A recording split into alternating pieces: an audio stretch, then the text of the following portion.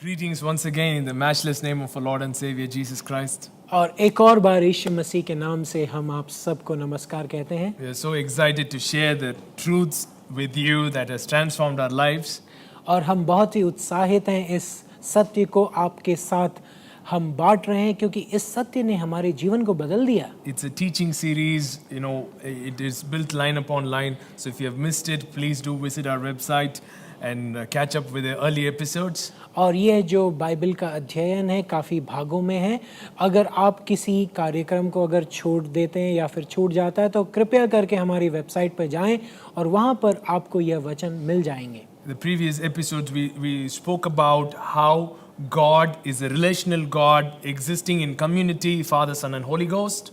और पिछले कार्यक्रम में हमने देखा कि ये जो त्रिएक परमेश्वर है किस प्रकार एक ऐसे संबंध में रहते हैं जहाँ पर एक दूसरे को वो प्यार करते और चाहते और इस संबंध में पूरा जीवन उनका समटा हुआ है। So he is a relational God existing, with perfect love and adoration, other-centered, self-giving, self-sacrificing love. और हमने देखा कि ये जो संबंध है इस प्यार में जो दूसरों के प्रति जो चाहत है वो बड़ी है, स्वयं को खाली करके दूसरों की ओर न्योछावर करने वाला प्यार से भरा हुआ जिंदगी है ये। And how God spoke to himself to create mankind. और किस प्रकार परमेश्वर ने स्वयं से अपने आप में बात किया कि आओ हम मनुष्य की रचना करें। How God spoke to the source to create every creature, he spoke to himself to create mankind. और हमने देखा कि परमेश्वर किस प्रकार स्रोत को कहता है किसी चीज की उत्पत्ति करने के लिए और उसने स्वयं को कहा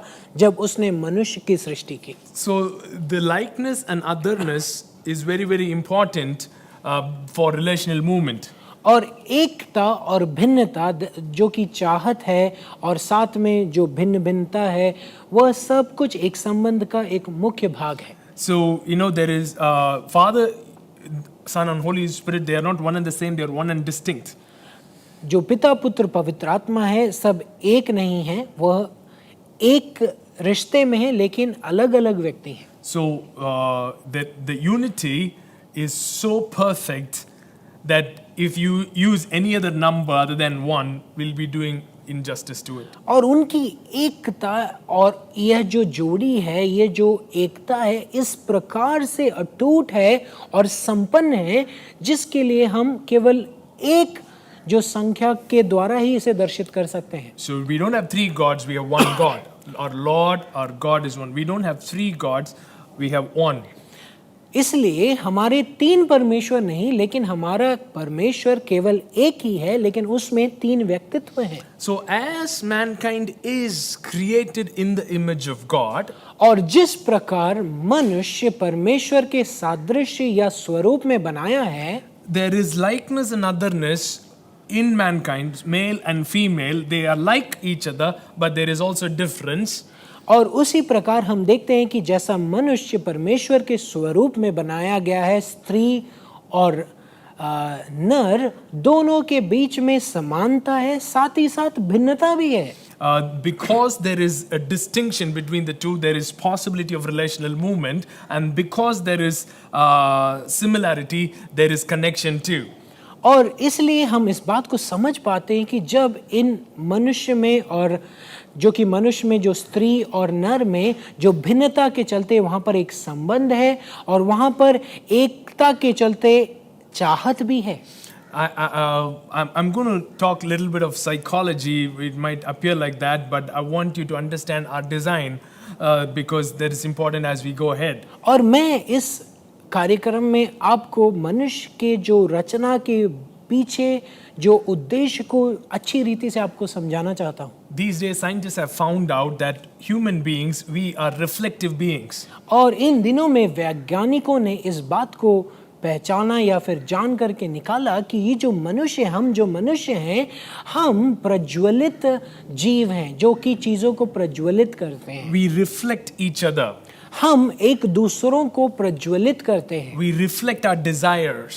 हम एक दूसरे की इच्छाओं को प्रज्वलित करते हैं। In fact, the self is formed through reflection. हमारा जो स्वयं किस प्रकार इसकी रचना होती है जब हम एक दूसरे को देखते हैं, एक दूसरे को चाहते हैं और उनकी इच्छाओं को जब प्रज्वलित करते हैं तो हमारा स्वयं बनता है। The self is constructed through this process of reflection. हमारे जो अंदर का जो स्वभाव है, जो स्वयं है, वह एक दूसरे के स्वभावों को प्रज्वलित करने से बनता है। For example, when a mother gives birth and a baby for first few weeks and months, the baby and the mother has eyes only for each other. उदाहरण के लिए जब एक स्त्री एक बच्चे को जन्म देती है तो हम देखते हैं कि कुछ महीनों तक माता और बच्चे के बीच में एक ऐसा संबंध है जहां वो एक दूसरे को देखते रहते हैं। As the mother holds the baby close and feeds, looks into the eye, that's how self is formed through reflection. और हम देखते हैं कि जब माता अपने बच्चे को गोद में लेकर के उसकी आंखों की ओर अपनी नजर को उठाती है, लगाती है, तो उन आंखों से निकलने वाले उस प्रकाश को, उस छांव को से लेकर के उस बच्चे के अंदर का स्वयं बनता है। As parents, you would know that kids don't learn by what we say, kids learn by imitation. They see what we do and they do it. और माता पिताओं, आपको तो यह बात अच्छे से मालूम होगी कि हमारे बच्चे सिखाने से नहीं सीखते, लेकिन हमारे जीवन को देख करके वो सीखते हैं। As a kid, it starts imitating. They map our face with their face, and it's tremendous if you study the formation of self. जब हम बच्चों के जीवनों को जरा गौर से देखेंगे तो हमें पता चलेगा कि जो बच्चे हैं, माता पिता, आपको मालूम होगा कि वो अपने माता पिता को बड़ी गौर से देखते हैं, उनके जैसा बनना चाहते हैं, उनके स्वभावों को पढ़ते हैं और उसके द्वारा उनके अंदर का जो नेचर या स्वभाव या स्वयं उत्पन्न होता है। So when you see two kids playing and one kid is trying to split open the toy, the other kid comes and sees and just not only imitates imitates the action, but it imitates the intent of the kid to break it open. जब हम दो बच्चों को देखते हैं कि वो मिल करके, यदि एक बच्चा किसी खिलौने को तोड़ रहा है, उसको निकाल रहा है, तो दूसरा बच्चा आकर के देखता है कि और सीखता है कि ये जो मेरा भाई या बहन क्यों तोड़ रहा है, कैसे तोड़ रहा है और उसका उस तोड़ने का उद्देश्य क्या है। So the reflection, the imitation not only happens at the level of behavior, it happens at a deeper level of the intent. और हम देखते हैं कि ये जो रिफ्लेक्शन, जो कि प्रज्वलित करना है, वह केवल स्वभाव से उत्पन्न नहीं होता या फिर केवल स्वभाव को प्रभावित नहीं करता, परंतु मनुष्य के उद्देश्य को भी वह प्रभावित करता है। So when you look at a kid and you start looking at an object, you do that, and immediately that kid also looks at that object because it says, okay, something else is getting the attention, so it sees there.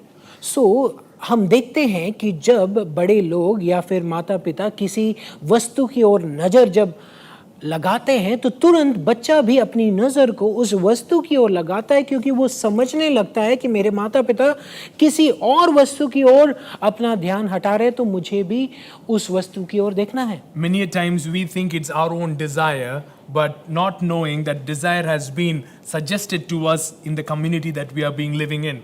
और कई बार हमें ऐसा लगता है कि ये जो इच्छाएं जो हमारे अंदर हैं वो हमारे स्वयं से उत्पन्न हुई है, लेकिन ऐसा नहीं है, क्योंकि कई सारी इच्छाएं दूसरों के द्वारा हमारे अंदर डाली गई हैं। That's why many of us do engineering and doctor, not because it's our own desire, we might be thinking, but it is suggested to us culturally, community-wise, because we are complex, interconnected beings. इसलिए हम देखते हैं कि हमारे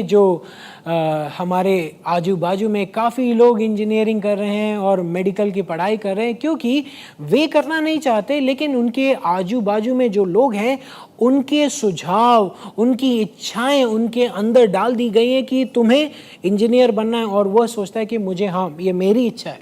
So why are we doing like this? So हम देखते हैं कि हम ऐसा क्यों करते हैं।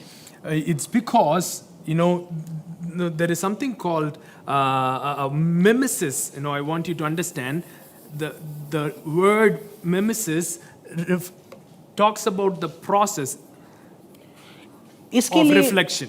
इसके लिए मैं आपको यह पद आज पढ़ाना चाहता हूँ, मिमेसिस, जो कि इस प्रज्वलित करना या फिर रिफ्लेक्ट करने के स्वभाव को बताती है। In Genesis 1:27, उत्पत्ति उसका पहला अध्याय उसके 27वें पद In में 126 we read, let us make man in our own image. 26वें पद में हम देखते हैं कि परमेश्वर ने कहा आओ हम अपने स्वरूप में मनुष्य की सृष्टि करें। You see image, the word image again. हम वहां पर सादृश्य या फिर स्वरूप को पढ़ते हैं। Image is a result of reflection. ये जो स्वरूप है वह प्रज्वलित होने के चलते बनता है। And the next word says, and God blessed mankind. और उसके अगले पद में हम पढ़ते हैं कि परमेश्वर ने मनुष्य को आशीषित किया। The word blessed, or blessed, there literally in Hebrew means to kneel in adoration. वहां पर ये जो पद आशीषित होना है, अगर हम उसके इब्रानी पद को अगर देखेंगे तो वहां का मतलब है घुटने पर टेक कर करके किसी को सराहना या फिर किसी को समझना या चाहना।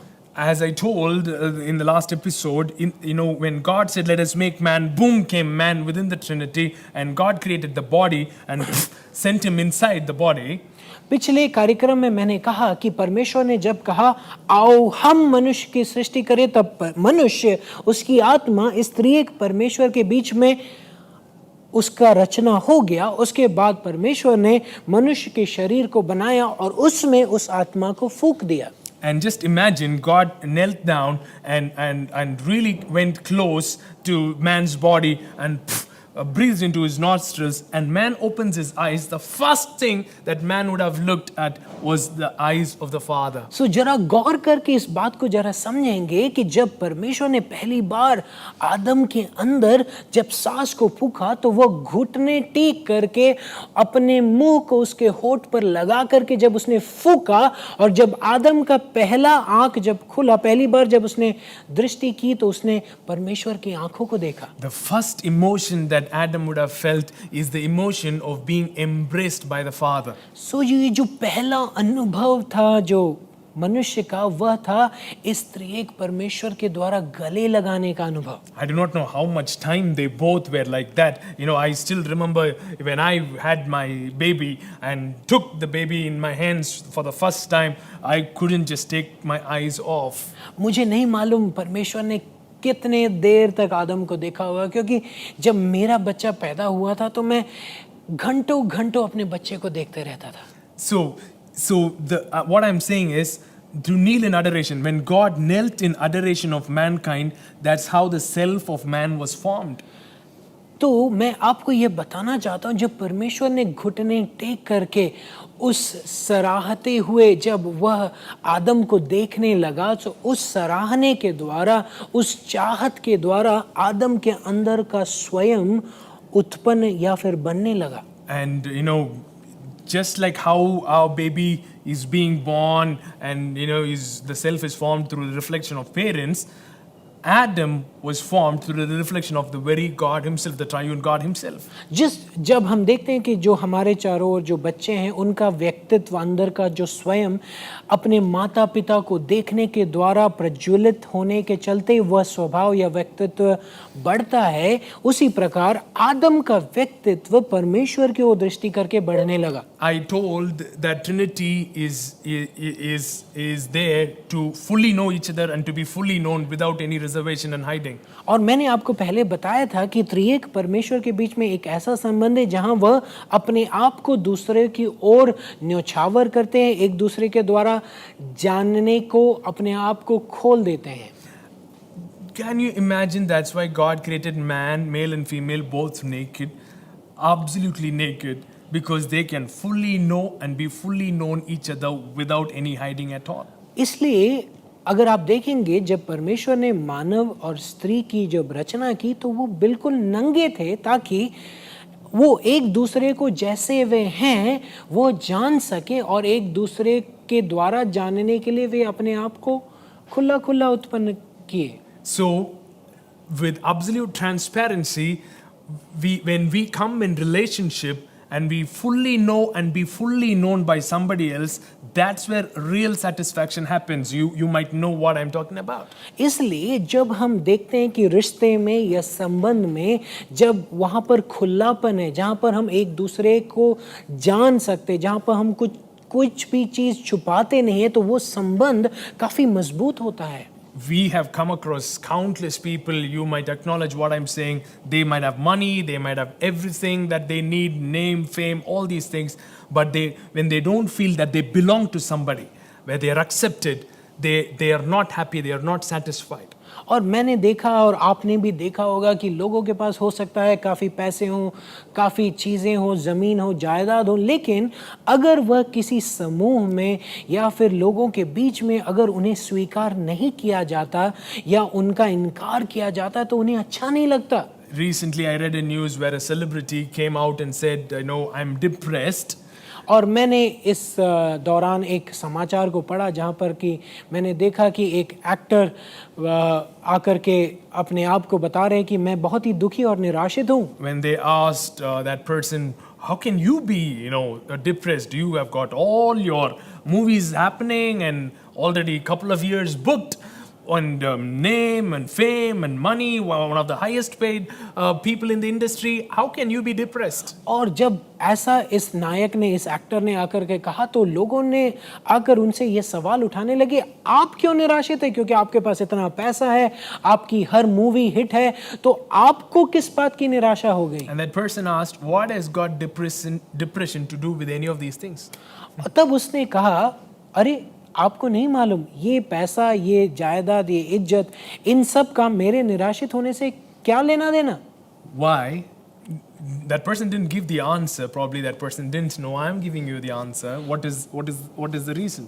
हो सकता है उस नायक या उस एक्टर के पास इसका जवाब नहीं हो, लेकिन मैं आपको इस बात का जवाब देता हूँ. I'm saying we are relational beings created to be satisfied only by connecting relationally with each other.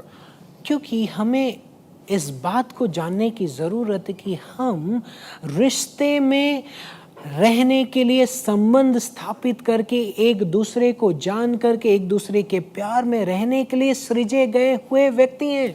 And not a relationship as what's happening right now, with all of masks and everything, but an absolute vulnerable, naked relationship where we completely know each other and be known, allow ourselves to be known. हम ऐसे रिश्ते के लिए सृजे गए हैं जहाँ पर कोई भी मुखौटा पहन करके कोई भी रुकावट नहीं है, जहाँ पे कोई भी एक्टिंग नहीं है, लेकिन केवल खुलापन है जहाँ हम खुला हो करके एक दूसरे को जान सके, समझ सके, पहचान सके. I should feel that I belong to somebody. और मुझे ऐसा महसूस होना चाहिए कि मैं किसी समूह में मिला हूँ या फिर मुझे स्वीकार किया गया है. Why do we have such an earnest desire, deep longing in the innermost part of a being that I should belong to somebody? हमारे सबके अंदर एक ऐसी चाहत क्यों है कि मुझे लोग पहचाने, मुझे समझे, मुझे स्वीकार करें? हमारे अंदर ऐसी चाहत क्यों है? Because we have come forth from such a being.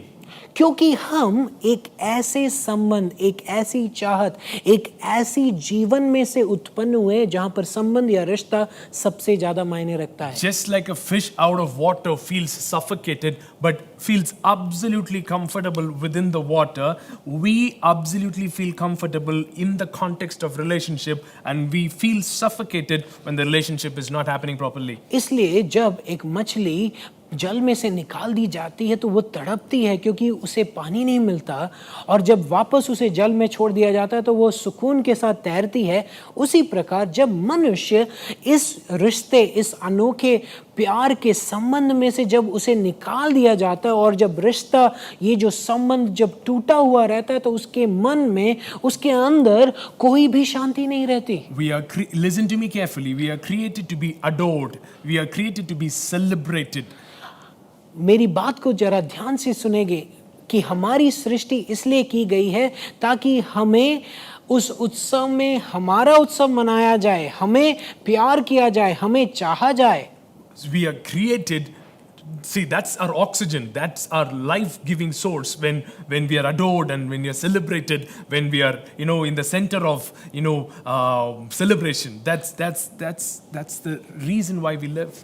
हमें इसलिए परमेश्वर ने बनाया ताकि वह हमें मनाए, हमें हमारा उत्सव मनाए, हमें प्यार करे, हमें चाहे, हमें सराहे. उसी के लिए परमेश्वर ने हमें बनाया है. See, when you think that God created you so that you can worship Him, you have lost the plot. अगर आप यह सोचते हैं कि परमेश्वर ने आपको आराधना करने के लिए बनाया तो आपको सही बात समझ में नहीं आई है। Because, God did not create you because He felt, oh, I don't have anybody to worship me, because 1/3 of the angels have stopped saying, holy, holy, now I do not know whether I'm holy or not, so I need somebody else to affirm that to me. परमेश्वर ने आपको इसलिए नहीं बनाया क्योंकि उसे इस बात का डर आ गया कि अरे मेरे एक चौथे जो स्वर्गदूतों का गण है छोड़ करके चले गए, अब मेरी आराधना कौन करेगा, मुझे पवित्र पवित्र पवित्र करके कौन बुलाएगा, इसलिए मनुष्य की सृष्टि प्रभु ने नहीं की। If God created mankind out of a need, God can never love him because you can never love a person whom you need. अगर परमेश्वर ने किसी जरूरत के चलते अगर मानव की सृष्टि की होती तो परमेश्वर उसे प्यार नहीं कर सकता, क्योंकि अगर आपको किसी की जरूरत है तो आप उसे प्यार नहीं कर सकते। We have this concept from the movies when a guy goes to a girl and says, I can never live without you, and we call it as divine love. और हम कई बार सिनेमा में देखते हैं कि जब एक लड़का लड़की के पास आकर के बोलता है कि मुझे तुमसे बहुत प्यार है, मैं तुम्हारे बिना जी नहीं सकता। That is not love. और हम सोचते हैं कि प्यार ऐसा होता है, ऐसा नहीं है प्यार। That is selfish love. और यह बिल्कुल स्वयं पर निर्भर हुआ प्यार है। The guy is telling, I cannot live without you. That means the guy does not love the girl, the guy loves himself. और जब लड़का कहता है कि मैं तेरे बिना जी नहीं सकता और मैं तुझसे बहुत प्यार करता हूँ, वह प्यार स्वयं पर निर्भर है क्योंकि वह अपने आप अपने बारे में ही सोच रहा है। So even the leech, when it gets onto your body and it sucks blood out of you, will tell the same thing. जब कुछ कीड़े जो कि हमारी चमड़ी में चिपक जाते हैं और खून चूसने लगते हैं, वो भी यही कहेंगे। It will tell, without you I cannot live. और वो भी यही कहेंगे, मैं तुम्हारे बिना जी नहीं सकता। It's telling the truth. सच ही तो कह रहा है। But that does not mean it loves us. लेकिन उसका ये मतलब नहीं कि वो हमसे बहुत प्यार करते हैं। If it writes a letter, it might say, wherever you go, I will come. Without you, I cannot live. और कई बार प्रेम पत्रों में लिखा जाता है कि मैं तुम्हारे बिना जी नहीं सकता, तुम जहां पर भी जाओगे मैं तुम्हारे साथ ही रहना चाहता हूं। That does not mean leech loves us. अगर ऐसे कीड़ों को अगर देखेंगे जो कि चमड़ी से चिपक जाते हैं, इनका प्यार से कोई लेना देना नहीं। Leech loves itself. ये जो कीड़े हैं जो कि खून चूसते हैं, उनको केवल अपनी ही पड़ी है। Leech needs us. और ये कीड़े हमारी जरूरत है, हमारी उन्हें जरूरत है ताकि वो हमारा खून चूसे। We have become a need in Leech's story. हम इन कीड़ों के लिए एक जरूरत है क्योंकि वो हमारा खून चूसते हैं। So Leech can never love us. तो ये जो कीड़े हैं, खून चूसने वाले कीड़े, हमें कभी प्यार नहीं कर सकते। If God created mankind out of a need, he needed some worship or needed something, he needed companionship, we are all in a bad place. यदि परमेश्वर भी इसी प्रकार किसी जरूरत के चलते अगर मानव की सृष्टि उसने की होती तो वो हमें कभी प्यार नहीं कर सकता, क्योंकि उसके लिए उसकी जरूरत सबसे बड़ी है। See, God was not alone. The Epicurean God is a single God out there who is all alone, self-focused all the time. If that God creates a mankind, it is out of need. जो हमने पहले जो हमारा परमेश्वर का जो चित्र हमारे दिमाग में था, जो कि अकेला किसी दूर किसी प्रदेश में रहता है, वह परमेश्वर किसी से प्यार नहीं कर सकता क्योंकि उसे रिश्ते का मतलब ही नहीं मालूम। Why understanding Trinity is important? हमारे लिए त्रिएक परमेश्वर को जानना इसलिए जरूरी है Because if you have just only one God out there, whom did he love before he created anything at all? क्योंकि अगर परमेश्वर एक अकेला परमेश्वर होता तो वह किससे प्यार करेगा, क्योंकि वो तो अकेला है। He would have loved himself. तो अगर एक अकेला परमेश्वर होता तो वो केवल अपने आप से ही प्यार करता। Whom would he would have adored?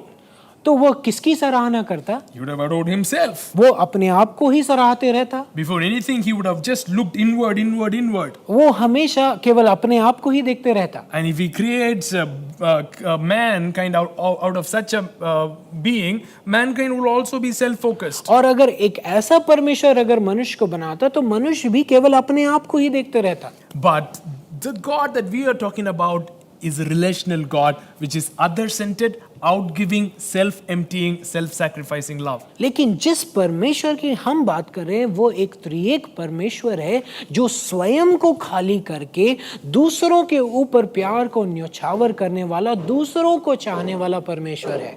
So when you understand this, and mankind is created to reflect such a God, you understand your authentic design. जब हम इस बात को समझ लेते हैं कि हमारा परमेश्वर, ये जो त्रिएक परमेश्वर जो कि संबंध को काफ़ी जोड़ करके देखता है, उसकी बहुत ही सराहना करता है, जब हम इस बात को जान लेते हैं तो हमें समझ में आ जाएगा कि हमारी सृष्टि इसी के चलते हुई है ताकि हम रिश्तों को, संबंधों को समझें और उन्हें जानें। Since our God is primarily relational, mankind is primarily relational too. This is important. हमारा परमेश्वर संबंध स्थापित करने वाला, रिश्तों को मायने देने वाला परमेश्वर है। जब हम इस बात को जानेंगे तो हम समझ लेंगे कि हमारे लिए भी रिश्तों को जानना, मानना बहुत जरूरी है। So nothing satisfies other than we feeling that we belong to this God. इसलिए हमें कुछ भी हमारे जीवन में हमें पूरा नहीं कर सकता, केवल इस परमेश्वर का ये जो रिश्ता, इस परमेश्वर का जो संबंध और ये चाहना ही केवल हमारे खालीपन को दूर कर सकता है। That is our original design. यही हमारा एक प्रमुख रचना का उद्देश्य है। How sin came into picture and what happened, we are going to see in the next episode. और किस प्रकार पाप इसके अंदर आया और किस प्रकार उसका प्रभाव हुआ, इसको हम अगले कार्यक्रम में देखेंगे। Let's pray. आइए हम प्रार्थना करें। Daddy, we thank you for your love. Oh, what a love that you have shared and showered upon us. प्यारे अब्बा पिता, मैं धन्यवाद देता हूँ इस अद्भुत प्यार के लिए जो आपने हमारे ऊपर न्योछावर किया। We thank you, Daddy, for we are part of the triune dance. We are created to reflect you. Oh, what a privilege. मैं धन्यवाद देता हूँ क्योंकि आपने हमारी रचना इसलिए की ताकि हम आपके इस त्रिएक उत्सव को जाने, पहचाने और उसके अंदर रह सके। Daddy, as we continue on this journey, open our eyes to see how awesome a daddy you are and how awesome a creation we are. प्यारे पिता, मैं विनती करता हूँ जब हम इन अध्ययनों में आगे बढ़ते हैं तो हमारी आंखों को खोले कि तब ताकि हम समझ सके आप कितने प्यारे पिता और हम आपके कितने प्यारे बच्चे हैं। In Jesus' most precious name we pray. यीशु मसीह के अनमोल नाम में हम मांगते हैं। Amen and amen. आमीन।